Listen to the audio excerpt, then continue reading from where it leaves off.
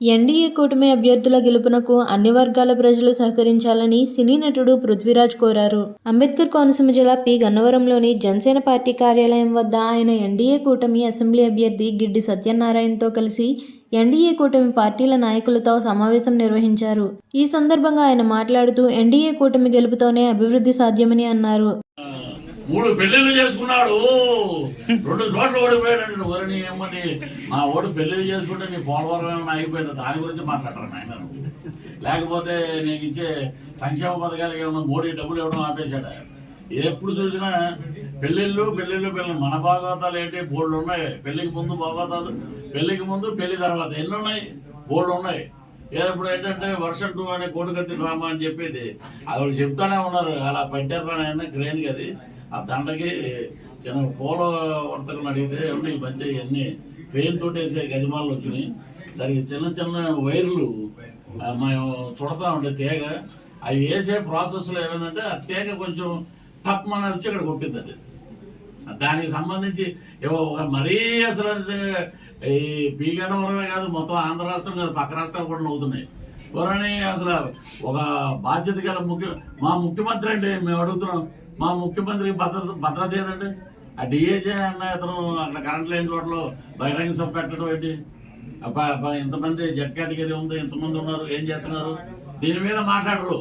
ఏదైనా చిన్న జరిగితే ఓ పక్క అయ్యో జగన్మోహన్ రెడ్డి గారి మీద హత్యా ప్రయత్నం జరిగిపోయింది, ఫ్రంట్ లైన్లో పెద్ద ఫోటోలు. ఇది కాదండి. ఇది చాలా తప్పు. వాళ్ళు ఆడే డ్రామాలు కరెక్ట్గా గుర్తొస్తాయి. ఒక గొడ్డలు గుర్తొస్తుంది, ఒక కోడిపత్తి గుర్తొస్తుంది. ఇప్పుడు ఇది కొంచెం ఇక్కడ ఎలా పడింది, ఒక పేపర్లో లేకపోతే గుడ్డలోనో చుట్టేసి మన సినిమాలో పట్టుకుంటాం కదా, చీకట్లో ఉంది. అందులో అది మొత్తం కథ అంతా చీకట్లో ఉంది. తప్పమని ఎలా కొట్టుకోగానే ఓ అమ్మో అదే అని అసలు ఏంటంటే చిన్నది ఇలా రాయి చేసుకుంటే చిన్నపిల్లడు కూడా ఆ ఇంట్లో ఏం చేస్తారంటే కొంచెం కాఫీ కూడా ఏదో తీసి మన ఈస్ట్ వెస్ట్లో అలవాటు కాబట్టి కొంచెం దాని మీద పెడతాం. వరి హార్ట్ ఆపరేషన్ చేసినట్టు 30 మంది 40 మంది డాక్టర్లు. ఎంతకైనా దౌర్భాగ్యం ఉందా రాష్ట్రంలో కామెడీకి? మమ్మల్ని కామెడీ అంటారు, ఇది కామెడీ. ఇప్పుడు ఇంకోటి అంటా ఆడపడుతులకి బుల్లెట్ లేట్ అవుతుందో లేదో తెలియదు కానీ ఆడపడుతులకి మేము ముందు ఉంటాం. సినిమా డైలాగ్ మా దగ్గర దొబ్బేసినాయి ఇవన్నీ. బుల్లెట్ ఎప్పుడు వచ్చిందో లేదంటే దిగింది లేదనేది మహేష్ బాబు చెప్తే బాగుంటుంది, మీరు చెప్తే బాగుంటుంది. అవి ఆడపడుతున్నట్టు సొంత ఇంట్లో శర్మిల గారికి దిక్కు లేదు, ఆవిడ చెల్లి సునీతా రెడ్డి గారికి పాపం ఆవిడ కళ్ళం పెళ్లి పెట్టి నా కళ్ళం నీళ్ళు వచ్చింది. ఆవిడ మీడియా ముందు వచ్చి దండం పెట్టి మా నాన్నని చంపేసిన వాళ్ళని, బహిరంగంగా పక్కన తిరుగుతున్న వాళ్ళని అడ్డం పెట్టుకుని అవినాష్ రెడ్డి గారు వీళ్ళందరినీ ఆయన్ని కాపాడటం కోసం ఈ వ్యవస్థలన్నీ పనిచేస్తున్నాయి. మా నాన్న చంపిన వాళ్ళకి నాకు న్యాయం జరగట్లేదు కానీ ఆయన ఆత్మకి శాంతి కలిగే విధంగా మీరు అందరూ ఏం చేస్తారంటే వైఎస్ఆర్సీపీకి ఓటేయకండి. మీ అక్కని, మీ చెల్లెల్ని, మీ కూతుర్ని ప్రార్థిస్తున్నానని దండం పెడుతుంది. ఈ రోజున మరి సొంత తల్లికి లేదు, తల్లేమో అమెరికాలో ఉంది, చెల్లేమో బాణం, కాంగ్రెస్ బాణం. అటు సునీతా రెడ్డి గారేమో పక్కకి వెళ్ళిపోయారు. ఈ కుటుంబంలోనే నీకు ఇన్ని రోజులు ఉంటే మధ్యలో పిల్లిగడ్డ ఓడాడు, ఏదో పెద్ద ఏదో అన్నీ నాకే తెలుసు అన్నట్టు. నీకేం తెలుసు? మేము కూడా ఎంఏ ఎకనామిక్స్ చదివాం ఆంధ్ర యూనివర్సిటీ. అప్పట్లో మాకు వైస్ ఛాన్సలర్ రావుల సాంబశివరావు గారు ఎంత స్ట్రిక్ట్గా ఉంటుందో మా ఎడ్యుకేషన్ అంతా. ఈస్ట్ వెస్ట్లో చదివిన వాళ్ళు ఆయన గోదావరి నీళ్ళు తాగిన వాళ్ళం. నువ్వు ఏదో నెల్లూరు నుంచి వచ్చేసి నువ్వు చెప్తే మేము వినేస్తామా? ఎవరో మిథున్ రెడ్డి అంట. ముందు అక్కడ అతను గెలవటమే కష్టం ఇప్పుడు ఎంపీగా ఈసారి. ఇలాంటివి ఉన్నాయండి. వీళ్ళందరూ మాట్లాడు గ్లాస్ అంట తీసుకెళ్ళి సింకులో ఉండాలంట. ఈ డబ్బా మొగుడు వీళ్ళు ఏంటంటే మొత్తం దోచుకున్నారు కాబట్టి బంగారు గ్లాసులు కొనుక్కుని ఇప్పుడు ఆయన ఉన్నాడు చూడండి, మన కర్ణాటకలో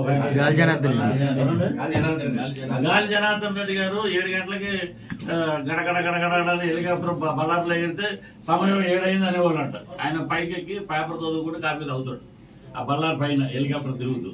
అలాంటి వాడు ఏదైనా డబ్బులు ఉన్నాయి. వీళ్ళందరూ ఆ కోపం చెందిన వాళ్ళే కాబట్టి బోల్డెన్ గ్లాసులు కొంటారు. మనకు అలా కాదు కదా, మనం మధ్య తరగతి ఉన్నాం, మన గ్లాసులు మనం ఇంట్లో వేసుకుంటాం, ఇంట్లో మనం కడుక్కుంటాం, భార్య భర్త పిల్లలు కడుగుతారు, లేదంటే పని మనిషి ఉంటే పని మనిషి కడుగుతుంది. దాంట్లో గంజి తాగుతాం, టీ తాగుతాం, మంచినీళ్ళు తాగుతాం. దాని మీద అంటే ఇప్పుడు పెళ్ళిళ్ళు అన్నాడు. పాపం వాళ్ళు సైద్ధాంతికంగా విడిపోయారు, చట్టబద్ధంగా విడిపోయారు. ఆ అమ్మాయి వేరే పెళ్లి చేస్తున్నారు, ఆ అమ్మాయి వేరే కాపురం చేస్తుంటారు.